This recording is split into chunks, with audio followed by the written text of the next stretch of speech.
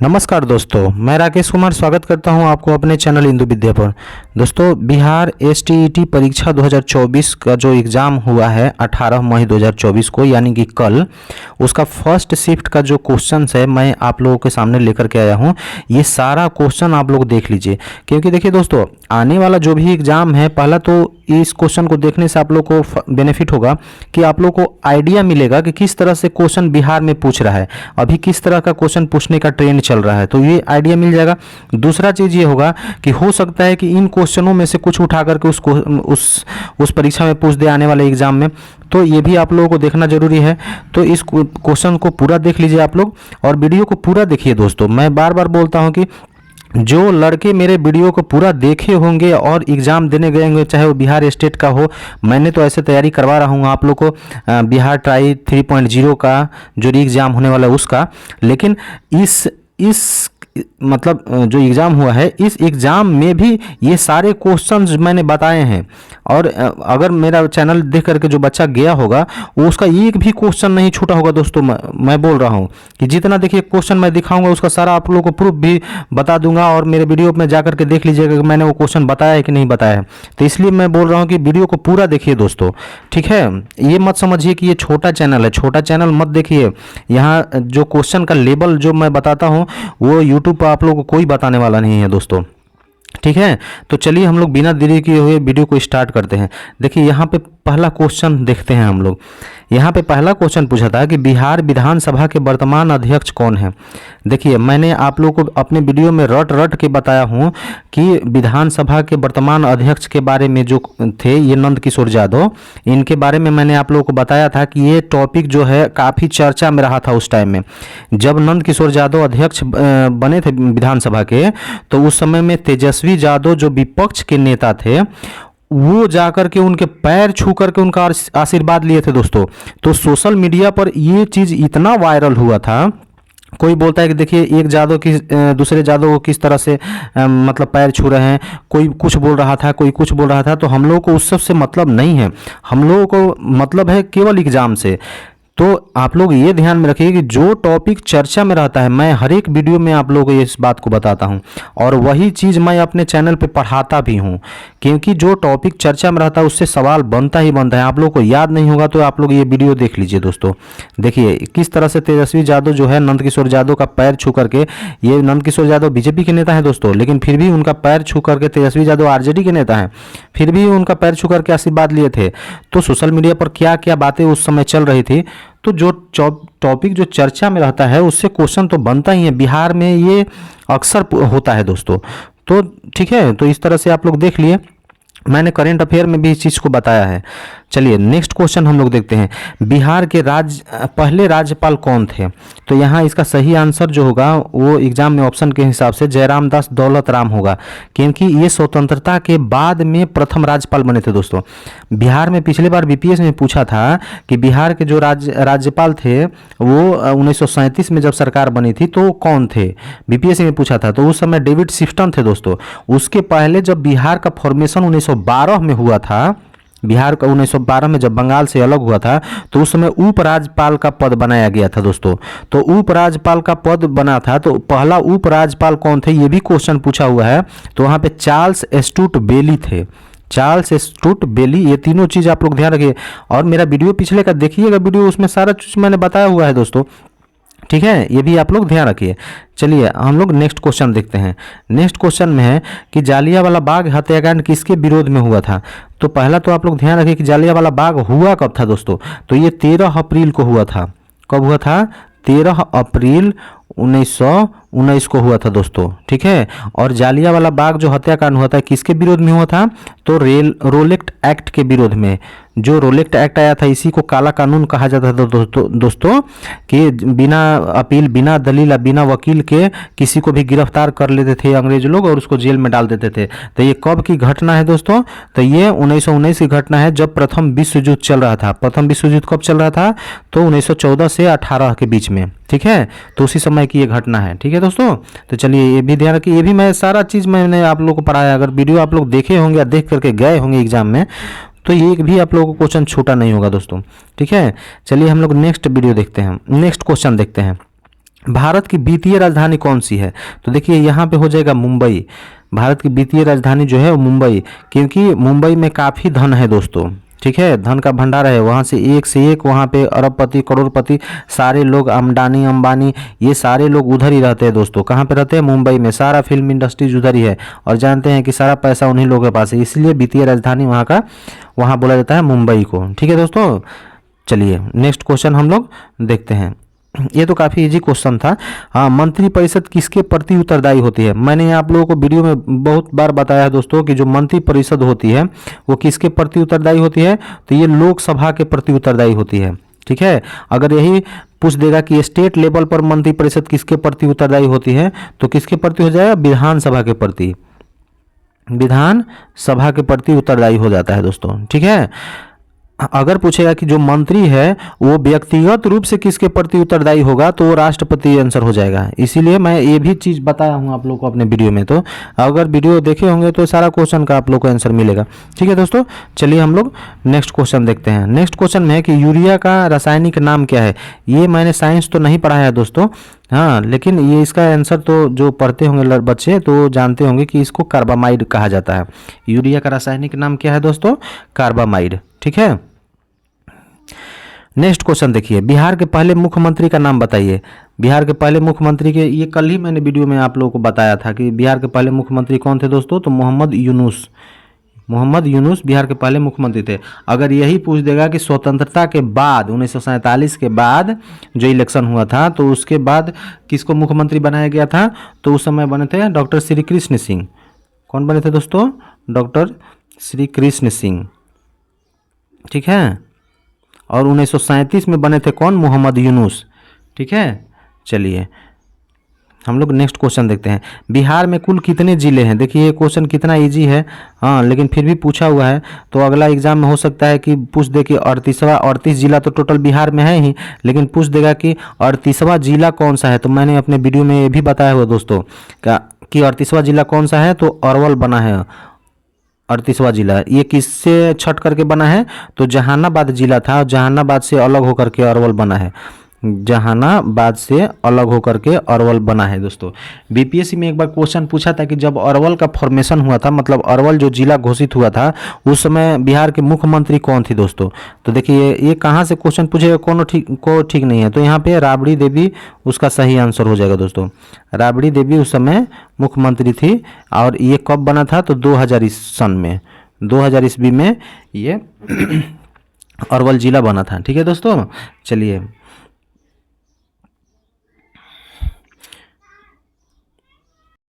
देखिए बिहार स्पेशल से कितना सारा क्वेश्चन पूछा हुआ है। नेक्स्ट क्वेश्चन है दोस्तों कि झारखंड को बिहार से कब अलग किया गया? मैंने ये वीडियो में अपने वीडियो में बार बार इस क्वेश्चन को बताया हूँ दोस्तों कि 15 नवंबर 2000 को बिहार को झारखंड से बिहार को झारखंड से अलग कर दिया दोस्तों। ठीक है, तो ये कब हुआ था? ये 15 नवंबर को। और 15 नवंबर को ही क्यों किया गया था जानते हैं? इस 15 नवंबर को ही जो झारखंड के ये हैं दोस्तों बिरसा मुंडा जी, उनका 15 नवंबर का ही उनका हैप्पी बर्थडे है दोस्तों।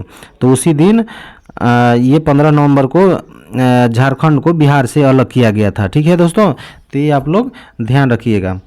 चलिए ये भी आप लोग को मैंने कितना बार बताया दोस्तों, तो ये तो आप लोग रट्टे होंगे दोस्तों, इससे एक भी क्वेश्चन आप लोग को छूटा नहीं होगा। ठीक है, चलिए केंद्र की खोज, मैं साइंस तो नहीं पढ़ा है दोस्तों, लेकिन केंद्र की खोज ये बहुत इजी क्वेश्चन है। रॉबर्ट ब्राउन ने केंद्र की खोज की थी, हाँ, तो ये भी आप लोगों को पकड़ में आ गया होगा। ठीक है, चलिए हम लोग नेक्स्ट क्वेश्चन देते हैं। भारत में जूट का उत्पादन सबसे ज़्यादा कहाँ होता है? ये भी क्वेश्चन मैं कराया हूँ कि पश्चिम बंगाल में जूट का जो उत्पादन होता है बहुत काफ़ी होता है दोस्तों। मैंने आप लोगों को ध्यान होगा दोस्तों, मैंने बोला था कि जूट उत्पादन के लिए बहुत सारा पानी का ज़रूरत पड़ता है। ठीक है, तो पानी वाले इलाके में पश्चिम बंगाल के क्षेत्र में होता है। और ये भी बताया था बीपीएससी में एक बार ये भी क्वेश्चन पूछा हुआ है कि जो कौन सा ऐसा उद्योग था जो देश जब बंटवारा हुआ दोस्तों, भारत पाकिस्तान का बंटवारा हो गया तो उधर पूर्वी पाकिस्तान हो गया था बांग्लादेश, तो कौन सा जो उद्योग था वो पूरी तरह से नष्ट हो चुका था? तो यही जूट उद्योग था दोस्तों, क्योंकि जो पश्चिम बंगाल का एरिया था उधर कच्चा माल उधर से बनता था और सारा जो फैक्ट्री था वो कलकत्ता में था दोस्तों। तो कलकत्ता कोलकाता भारत में पड़ गया और बांग्लादेश उधर अलग हो गया। तो ये जो जूट का जो फैक्ट्री सब था ये पूरी तरह से नष्ट हो गया था दोस्तों। तो ये भी मैंने आप लोगों को याद आ गया होगा अब, कितना अच्छे से समझाया था। तो ये भी क्वेश्चन आप लोगों को छूटा नहीं होगा। चलिए नेक्स्ट क्वेश्चन देखते हैं। फ्रांस की क्रांति के समय शासक कौन था? ये भी क्वेश्चन मैं कितना बार बताया दोस्तों, लुई 16वां। फ्रांस की क्रांति की जो देन थी, बंधुत्वा, समानता, बंधुत्वा और भाईचारा की जो नाता थी वो किस क्रांति से मिला था दोस्तों? तो फ्रांस की क्रांति से। ठीक है, ये भी मैंने बताया था, कितना बार बताया हो दोस्तों। उस समय शासक जो था वहाँ का कौन था? लुई 16वां के काल में वो क्रांति हुई थी। ठीक है, चलिए वर्साई की संधि कब हुआ था दोस्तों? ये बताना है। तो वर्साई की संधि कब हुआ था? 1919 में हुआ था। ठीक है, प्रथम विश्व युद्ध के बाद जब वर्साई की संधि हुआ तो वर्साई की संधि के बाद ही प्रथम विश्व युद्ध का समाप्ति हुआ था दोस्तों। ये आप लोगों को मालूम होगा। तो वर्साई की संधि कब हुआ था? तो 1919 में। युद्ध कब समाप्त हुआ था दोस्तों? तो 14 से 18 तक प्रथम विश्व युद्ध चला था। 1914 से लेकर के 1918 तक प्रथम विश्व युद्ध चला था। ठीक है, ये भी आप लोग ध्यान रखिएगा।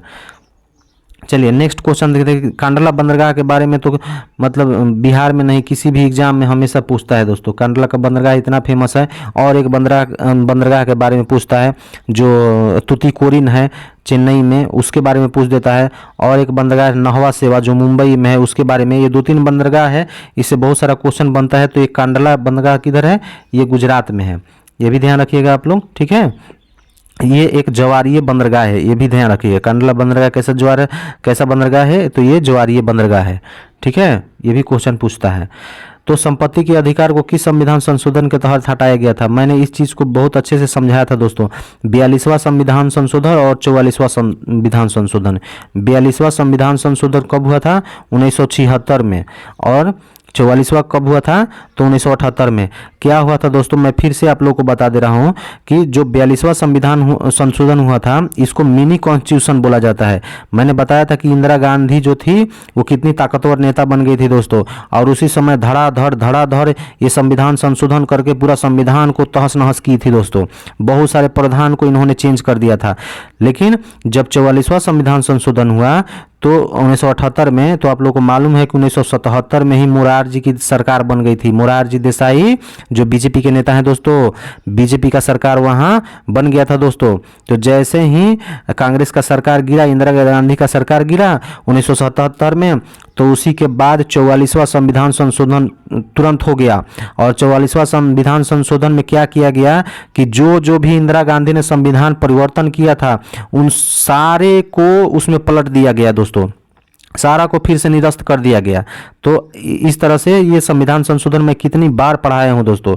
तो संपत्ति का अधिकार अगर पूछेगा किस संविधान संशोधन के तहत हटाया गया था, तो यह हो जाएगा 44वां संविधान संशोधन 1978। मैंने बार बार बोला था, ये चीज़ को समझाया है, तो आप लोग देख लीजिएगा।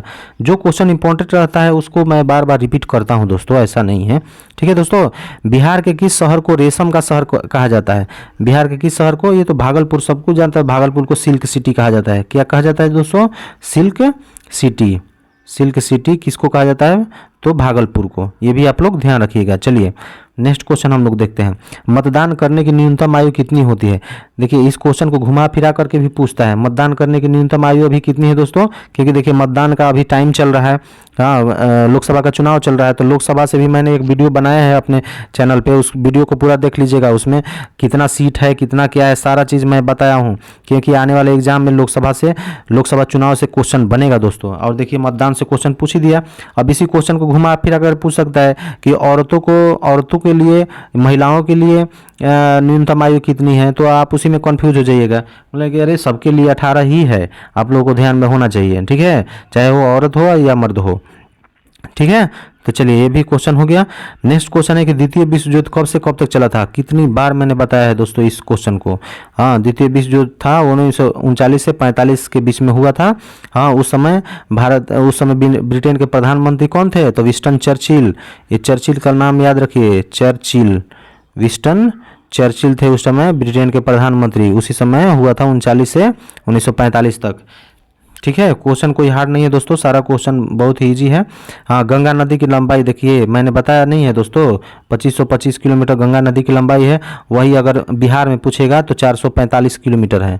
बिहार में कितना है? 445 45 किलोमीटर गंगा नदी की लंबाई है टोटल। हाँ, ये आप लोग को पूरा पूछ दिया तो 2525 किलोमीटर हो जाएगा इसका आंसर। ठीक है, चलिए नेक्स्ट क्वेश्चन देखते हैं। भारत में पहला कारखाना कब स्थापित किया गया था? भारत में पहला कारखाना कब ईस्ट इंडिया कंपनी के द्वारा स्थापित किया गया दोस्तों? तो ये पुर्तगालियों के द्वारा 1500 ईस्वी में स्थापित किया गया था। वो 1498 में आया था वास्को डी गामा, और 1500 में कालीकट में ही पहली फैक्ट्री को उसने स्थापना किया था। तो वही क्वेश्चन है ये। ठीक है, चलिए नेक्स्ट क्वेश्चन देखते हैं हम लोग। बिहार विधानसभा में कुल कितनी सीट है? अब ये बोलिए, अब ये बच्चा लोग नहीं बना के आया होगा दोस्तों, तो उसमें हम लोग का क्या गलती है? मैंने कितना बार बताया है कि 243 आप लोग याद रखिए। बिहार विधानसभा में 243 सीट्स है। हाँ, और लोकसभा में कितना है? तो लोकसभा में 40 है। लोकसभा में 6 सीट रिजर्व भी है। आप लोग को मालूम है ना कि 6 सीट रिजर्व है।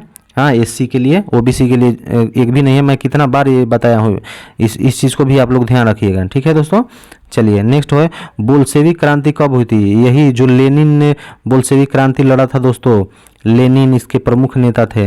ये रूस में लड़ा गया था, रसिया में। ठीक है दोस्तों, तो ये कब हुआ था? 1917 में। ये तो काफ़ी इजी क्वेश्चन है, बोल्शेविक क्रांति 1917। ये तो रटने वाला चीज़ है सब। ठीक है दोस्तों, चलिए सुगौली की संधि, ये बार बार देखिए एग्जाम में, ये एक बार नहीं है, बहुत बार ये इस क्वेश्चन को मैं देखा हूँ कि पूछता है। ये ईस्ट इंडिया कंपनी और नेपाल के बीच में सुगौली की संधि 1918 में हुआ था दोस्तों। तो ये क्वेश्चन बार बार रिपीट होता है, इसको देखिएगा, भूलिएगा मत इसको। किसी न किसी एग्जाम में, अगले एग्जाम में भी पूछ देगा। किसके बीच हुआ था ये भी पूछ सकता है। तो ईस्ट इंडिया कंपनी और नेपाल के बीच में हुआ था। सुगौली का संधि बहुत ही इंपॉर्टेंट है। मैं बार बार बोल रहा हूँ कि ये बहुत ही इंपॉर्टेंट है, स्टार इसको लगा लीजिए। ये हर एक एग्जाम में पूछता है दोस्तों, बिहार के किसी भी एग्जाम में सुगौली की संधि पूछ देता है। ठीक है, चलिए भारत का पहला तेल शोधक कारखाना कहाँ पर स्थापित हुआ था? तो भारत का अगर पूछेगा तो ये डिगबोई जो आसाम वाला है सबसे पुराना है दोस्तों। लेकिन यही बिहार का पूछ देगा तो ये बरौनी वाला हो जाएगा। हाँ, लेकिन अगर पूछ देगा कि भारत में भी खाद के लिए सबसे पुराना जो उद्योग है वो कहाँ पे स्थापित किया है, तो बरौनी वाला खाद के लिए है, लेकिन तेल के लिए डिगबोई हो जाएगा। ठीक है दोस्तों, और बिहार में वही पूछेगा तो बिहार में वो बरौनी वाला ही फेमस है। हाँ, बरौनी बता देना है। ठीक है दोस्तों, चलिए नेक्स्ट क्वेश्चन हम लोग, चलिए इतना ही क्वेश्चन था दोस्तों। चलिए अगला वीडियो का आप लोग इंतजार कीजिए। ठीक है, और इससे आप लोग को आइडिया मिलेगा कि क्या पढ़ना है आगे। चलिए थैंक यू दोस्तों।